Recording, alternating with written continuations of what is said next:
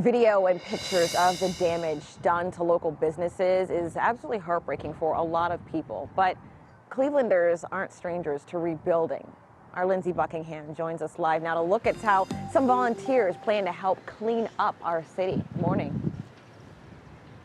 Good morning, Romney. You know, there's a lot of broken glass caused by vandalism across our city, but what it didn't break is the spirit of the people of Cleveland. After all, they don't call us Believe Land for no reason.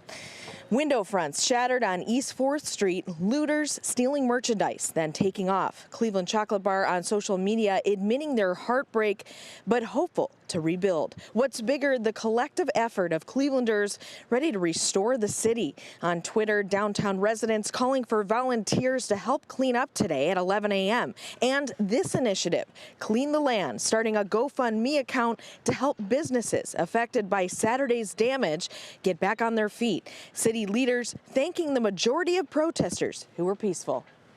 I want to thank those people who were demonstrators and who demonstrated in a way that was peaceful and respectful in the execution of their constitutional rights. And we will be working with the Downtown Alliance and coordinating with the businesses that have been damaged as a result of the demonstration. Early this morning, Mayor Frank Jackson asking downtown business owners to stay clear of the area and to respect that curfew, adding the Downtown Alliance is addressing the vandalism to properties around the city, and some of those highway exits remain closed, Romney. Of course, we have all that information, including those curfew hours, on WKYC.com.